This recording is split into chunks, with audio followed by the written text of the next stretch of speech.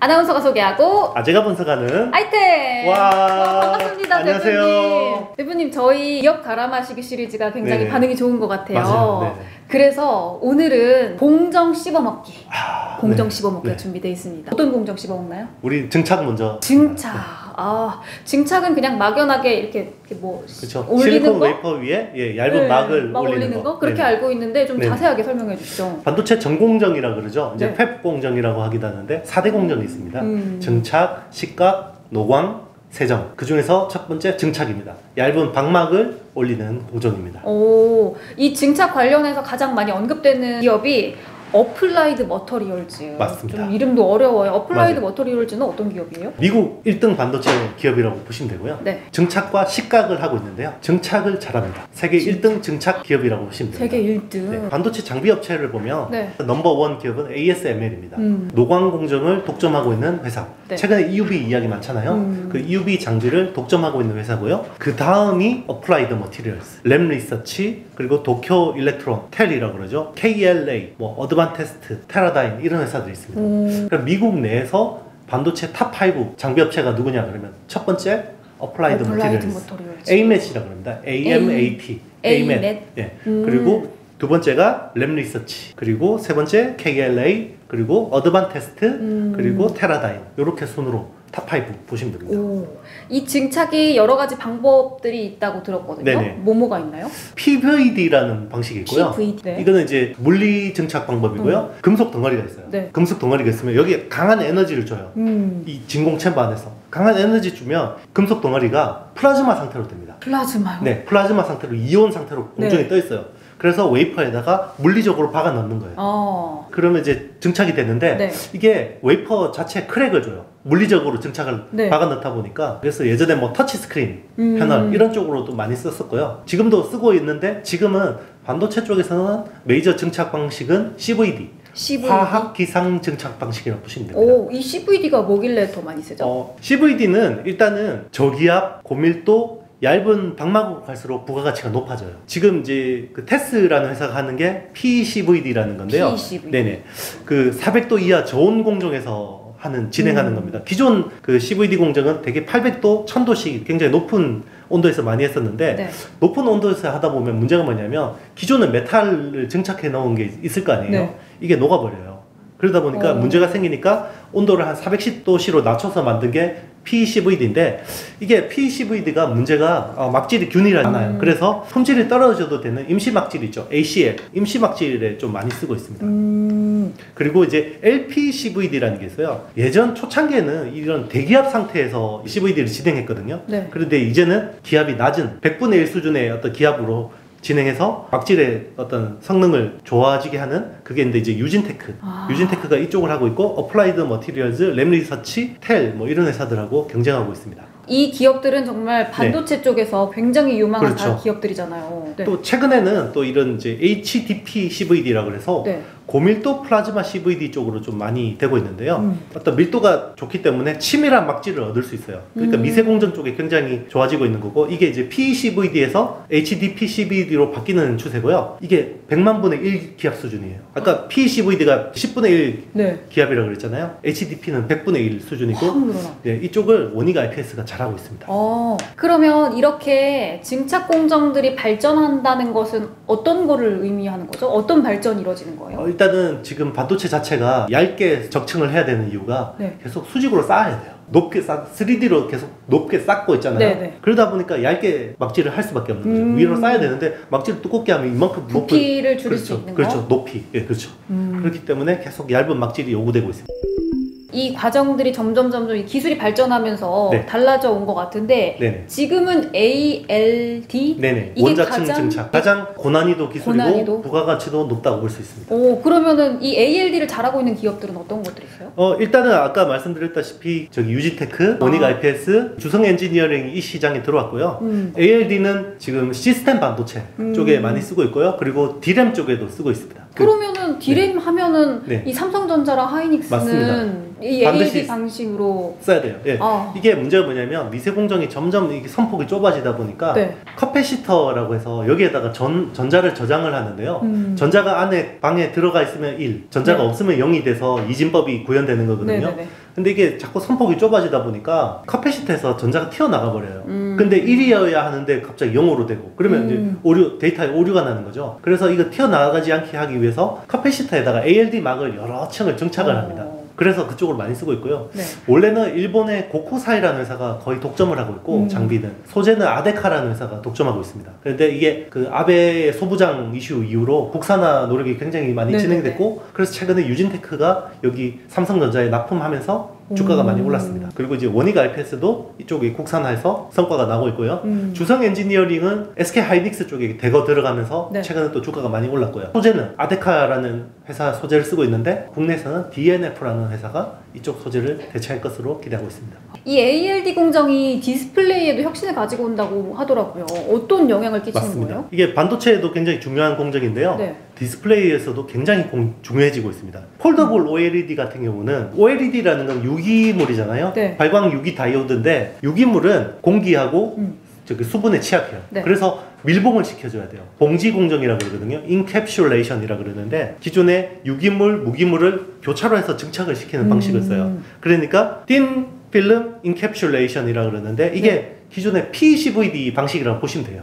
네, 그런데 이게 ALD로 바뀌면 두께나 성능에서 굉장히 최적화, 더 좋아지고. 증착 공정이 네. 굉장히 중요한 부분이네요, 반도체에서. 그렇죠. 네네. 그리고 이게 기술이 계속 발전한다는 게 결국 반도체랑 디스플레이에도 그렇죠. 엄청난 차이를 가지고 올 수 있다. 이게 소부장 트렌드가 굉장히 네. 우리 어떤 산업의 틀을 바꿔놓은 게 예전에는 해외 이런 저기 업체들 중심으로 산업 개발을 하고 네. 그리고 이제 국산화를 하면서 이원화해서 들어가는 그죠 가격을 깎아서 기존의 해외를 대체하는 이런 그림이었는데 네. 그 아베 땡큐 아베 이후로 이게 산업 개발을 같이 많이 해요. 국내형 업체. 그러다 보니까 처음에 부가가치가 높은 시장에 들어갈 수 있는 여지들이 많이 생겼고 그게 이제 ALD 쪽에서는 이런 서플라이 체인에서 그런 모습들이 나타나고 있습니다.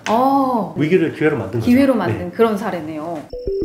이 소부장이라는 게 정말 중요한 것 같아요. 원래는 글로벌 밸류체인이 거의 이제 중국, 아시아 중심으로 제조가 이루어졌다면 이제는 미국도 직접 제조하려고 그러고 그렇죠. 뭐 유럽도 그렇고 맞습니다. 특히 우리나라들도 그렇잖아요. 그렇죠. 특히 반도체는 그렇죠. 네. 전기차도. 그러면은 지금 우리나라 소부장은 어떤 상황인가요? 일단 반도체만 놓고 보면요. 우리나라는 이제 세계 반도체 메모리 쪽에서 제일 잘하는 회사지만 네. 비메모리 쪽은 아직까지도 점유율이 많이 한 자릿수 수준으로 낮은 편이고 그리고 반도체 장비가 굉장히 핫하지만 아직까지 국산화율이 20%대에 불과합니다. 그래서 소재는 여전히 일본이나 미국 회사들이 잘하고 있고 네. 선점하고 있고요. 그래도 아베 소부장 그때 이슈 이후로 굉장히 국산화 속도가 빨라지고 있는 점은 긍정적으로 볼 수 있습니다. 그게 이제 대표적으로 성공한 사례가 ALD 쪽에서 서플라이 체인이 굉장히 예전하고 다른 모습. 그러니까 예전에는 그냥 선진국 기업들이 하고 있는 거를 가격을 깎아서 이원화하는 추세였다 그러면 이제는 선행 개발부터 같이 들어가서 우리가 부가가치를 누릴 수 있는 방식으로 많이 되고 있습니다. 그래서 네. 이런 일환으로 반도체 장비 회사들이 조단위 시총이 많아지고 있잖아요. 한미 반도체 같은 회사도 대표적인 반도체. 그렇죠. 그런 일환이라고 네. 보시면 돼요. 대표님이 그렇게 강조를 해주셨는데 맞습니다. 네. 와 요즘 또 주가 흐름이 어마어마하죠? 네, 그렇죠. 오, 정말 친구분이 수익 많이 보셨다고. 그러니까요. 친구가 수익을 봐서 저도 기분이 좋더라고요. 이 어플라이드 머터리얼즈로 인해서 우리나라 기업들도 좀 수혜를 보는 기업들이 있을 것 같은데 어떤 기업들이 있을까요? 일단 장비 업체 중에서는요. 4대 증착업체, 네. 원익 IPS, 테스, 유진테크, 주성 엔지니어링 이렇게 보시면 될 것 같고요. 맞네. 네. 4대 증착 장비 업체입니다. 네. 그리고 소재는 DNF 제일 좋게 보고 있고요. 네. 솔브레인, SK 머티리얼즈, 덕산 테코피아, 그리고 오션 브릿지 뭐 이런 회사들 볼 수 있겠습니다. 오늘도 많이 설명을 해주셨는데 이 중에서 이 기업들 특히나 좀 그러면 또 사실 텐데 우리. 모든 투자에 대한 책임은 본인에게 있기 때문에 있는데, 네네. 그래도 저희 저는 장비 회사 중에서는 아직까지 어떤 상승에 대한 에너지가 있다고 보는 회사는 원익 IPS, 소재 쪽에서는 DNF를 탑픽으로 보고 있습니다. DNF. 네. 투자에 대한 판단은 본인에게 있다는 바라겠습니다.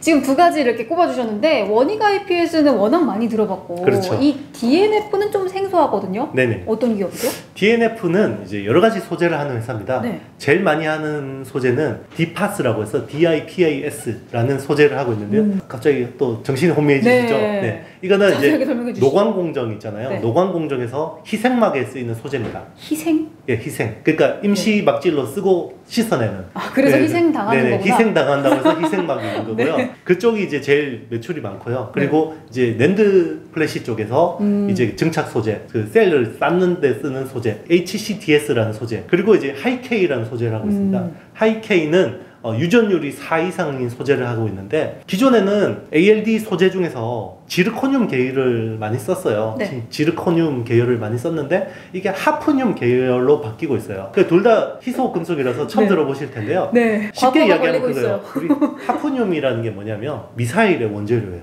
미사일. 미사일이요? 네, 잘 폭발한다는 거예요. 어... 그러면 굉장히 소재 업체가 다루기 힘들겠죠. 네. 그 말은 다른 회사하고 기술력의 차별점이 차이가 있다. 차별이다. 아. 네. 그래서 이 네. 하프늄 계열 ALD 소재를 잘하는 회사가 DNF다라고 오. 보시면 됩니다. 근데 왜 별로 안 알려져 있죠? 하프늄이란 말 들어보셨어요?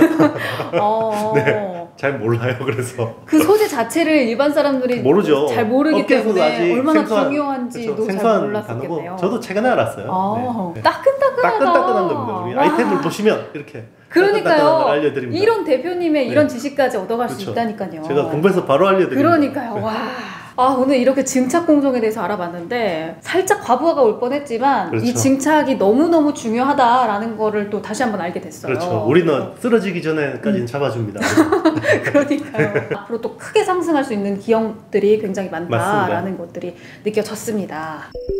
아니 대표님 요즘 주가가 막 뭐 이런 것들이 별로 없는 것 같아요. 그렇죠. 그냥 좀 비슷비슷하게 계속 가고 있잖아요. 맞습니다. 이런 상황 속에서 대표님이 짚어주시는 기업들은 네. 장기적으로 그렇죠. 또 아주 깊이 있게 볼 수 있을 만한 기업들인 것 같거든요. 맞습니다. 반도체는 네. 단기적으로 꺾일 일은 없어요. 네. 굉장히 장기 트렌드를 보셔도 되고요. 네. 다만 최근에 어떤 주가가 급등했잖아요. 반도체 관련주들도 밸류에이션이 어느 정도 좀 부담스러운 구간에 왔거든요. 그래서 절대 레버리지는 쓰지 마시고 신용 같은 건 쓰지 마시고요. 아 그럼요. 네, 그리고 이제 수익이 네. 난 주식들은 섣불리 또 팔아도 이건 또 나중에 크게 낭패를 보실 수 있습니다. 그래서 자기가 수익이 나 있는 뭐 한미 반도체 같은 회사들은 네. 어느 정도 계속 끝까지 끌고 가보는 것도 나쁘지 않은 것 같습니다. 아 중요한 말씀해주신 게 요즘 재밌는 시절 끝났나 하면서 돈을 또 뭐 코인이나 뭐 이런 쪽으로 그렇죠. 빠져볼까라는 유혹에 빠지시는 분들이 굉장히 많더라고요. 그렇죠. 그래서 다시 한번 그 의지를 잡기 위해서 질문을 드렸습니다. 보통 이렇게 섹터 주가들은요, 네. 이렇게 계단식으로 가요. 그러니까 막 힘들게 하다가 기회 때 요럴 때 팔아버리잖아요. 그럼 계단식으로 가버리면 그때 돼서 후회하는 거죠. 그때 틀리는 살 거죠. 걸, 그렇죠. 그때 갖고 있을 걸. 그렇죠. 우리 아이템 독자들 중에서도 10% 먹고 팔았어요 이런 분 되게 많더라고요. 그럼 안 돼요. 네. 저희는 그렇죠. 진짜 완전 그렇죠. 롱롱으로 보는 맞아요. 거잖아요. 아마 우리가 이제 반도체 관련 주제를 안 다룰 때 네. 파시면 될 것 같습니다. 그러니까요. 자, 이번에도 정말 다양한 질문들이 많이 올라왔어요. 네, 맞습니다. 무엇이든 물어보세요. 질문들 답변해 보도록 하겠습니다. 어떤 네. 것들 답변해 주실까요? 되게 어려운 것들도 올라왔더라고요. 네네. 한국항공우주 공매도에 대한 이야기가 있었는데 네. 지난 영상에서 한국항공우주 제가 질문을 드렸었잖아요. 친구가 사가지고. 네네. 그런데 어떻게 생각하세요? 공매도에 대한 이슈는요? 일단 공매도의 대상이 되는 거는 펀더멘털이 약한데 주가가 많이 올라있던 종목들이 대부분 타깃이 되거든요. 네. 그런데 한국항공우주는 펀더멘털이 앞으로 좋아져요. 좋아지면 네. 어떤 작용이 있냐면요. 만약에 공매도가 막 들어와요. 그럼 주가가 내리겠죠? 네. 그럼 누군가가 또 이 회사를 좋게 보고 있던 어떤 주체들이 사기 시작하면 가격이 갑자기 탁 튀어버리면 네. 공매도를 쳤던 사람들이 주식을 사서 갚아야 되는 거죠. 오. 그러면 오히려 역으로 주가가 한 단계 레벨업하는 경우가 많아요. 우와. 그래서 의외로 네. 큰 종목들은 네. 펀더멘탈이 좋은 종목은 공매도 때문에 한번 레벨업이 되는 경우도 많아요. 우와. 저는 이야. 이 공매도 때문에 단기적으로는 데미지가 있을 수는 있지만 주가가 만약에 단기 트레이딩이 아니라 어떤 펀더멘탈을 투자하신 분이라 그러면 오히려 그때 더 분할 매수의 기회로 대응하는 게 우와. 좋다고. 어떻게 될지 너무 궁금하다. 네, 그렇죠. 오. 삼성전자는 아마 공매도 치면 다 틀릴 거예요. 공매도. 왜요? 네. 펀더멘털이 너무 좋아요. 분기 실적이 히스토리 하이를 찍을 것 같아요. 네. 역대 분기 실적이 가장 좋았던 때가 영업이익이 한 17조 정도 나왔거든요. 아마 그거 조만간 깰 것 같아요. MC넥스가 이제 조만간 거래소로 이동을 하잖아요. 네네. 그런 거래소로 갈 때까지 계속 홀딩을 하고 있는 게 좋을지. 이건 정말 케바케라고 그러죠. 케이스 바이 케이스인데요. 단기적으로 빠질 수 있어요. 예를 들면 왜냐면 MCDX 같은 경우는 코스닥 시장에서 시총이 높은 종목이잖아요. 코스닥 150 같은 인덱스에 포함이 돼 있어요. 그러면 그런 쪽 펀드들은 어떻게 돼요? MCDX를 팔아야겠죠. 그러면 옮기면 코스피에 또 지수가 들어가겠죠. 뭐 KRX 200 300 지수나 이런 데 들어가겠죠. 네. 그럼 그런데 펀드를 또 사겠죠. 그럼 내가 여기서 또 올라. 퐁당퐁당해서 팔아서 이때 사야겠다 그러는데 스텝 꼬이면 맞아, 타이밍 네. 잡는 게 더 어려울 것 같아요. 싸게 팔고 비싸게 사야 되는 예, 그런 거는 사실 전문가의 영역으로 그냥 분할 매수, 분할 매도. 그리고 사실 그 지금까지 가지고 계신 분들은 네. 아마 MCX 펀더멘탈 보고 투자하시는 그럼요. 거예요. 예. 그 시장을 어떻게 알겠어요? 통제 가능한 영역이 아니기 때문에 그렇게 시나리오대로 해서 투자가 성공하는 경우가 거의 없습니다. 특히나 개인들은. 예. 맞아요. 이번 순서는 내 친구의 주식을 소개합니다. 내 친주소. 네. 수익률이 처음에 이게 빡 됐다가 지금은 조금씩 그렇죠. 줄어서 친구 수익률이 한 4~5% 정도 이제 내려왔더라고요. 이 시점에서 지난주 실리콘웍스를 또 중요하게 보셔서 매수를 했어요. 네. 실리콘웍스 차트를 보니까 조정이 없어요. 쭉쭉쭉쭉쭉쭉 해보세요. 일단은 숫자, 향후 성장성을 보고 투자하셨다 그러면 네. 분할 매수 유효하다고 보고 유효하다. 한 번에 사진 않으셨을 거 아니에요. 그죠? 그럼요. 자기가 살 물량의 한 뭐 5분의 1이나 3분의 1 정도로 사서 시작하는 게 제일 좋고요. 그리고 사실 지금 시점이 굉장히 시점적으로 좋지는 않아요. 굉장히 급등했기 때문에 요 에너지가 소진되면 한번 조정을 받을 수도 있는데 조정이 오면 그때 어떻게 하겠어요? 사요. 그렇죠. 좋은 주식은 그렇게 잡는 거예요. 네. 그래서 항상 쪼개서 사라는 게 그런 것 때문이에요. 네. 만약에 지금 실리콘웍스가 하는 디스플레이 드라이버 IC나 이런 여러 가지 시스템 반도체들이 앞으로 수급이 좋아질까요? 지난 시간에 그게 좋게 본 이유가 그거잖아요. 지금 대만 파운드리가 계속 공급을 못 해주니까 파운드리가 부족하니까 다른 데서 빠지고 얘는 잘 생산하기 때문에 좋아지는 거예요. 이 회사는 왜냐하면 매그나칩 계열의 키파운드리즈나 DB하이텍 이런 쪽 팹을 이용하기 때문에 상대적으로 생산이 원활한데 다른 회사들은 대만의 파운드리를 쓰기 때문에 생산이 원활하지 않는 거거든요. 그걸 보세요. 만약에 대만의 파운드리가 원활해져서 경쟁사들도 생산이 수월해진다. 그러면 팔아야겠죠. 그런데 쇼티지 문제가 해결될 기미가 보이나요? 아니요. 보시면 그렇죠. 그러면 당분간 들고 가셔도 되는. 당분간은 그렇죠. 어쨌든 간에 뭐 지금 당장 불안해할 필요는 전혀 맞습니다. 없는 상황인 것 같네요. 조금 딥하게 이제 공정에 대해서 씹어먹는 시간을 가져보기는 했는데 다음번에는 식각 공정에 대해서 식각 공정 증착 증착을 했으면 식각을 해야겠죠. 씹어 먹어보도록 하겠습니다. 오늘 정보가 도움이 되셨다면 좋아요, 알람, 구독, 댓글까지 또 댓글에 많이 질문 주시면은 대표님께서 답변 드리도록 하겠습니다. 그리고 모든 투자에 대한 판단은 본인에게 있다는 참고만 거 하시길 바라겠습니다. 기억해 주시면 되겠습니다. 저희는 다음 영상에서 만나요. 안녕.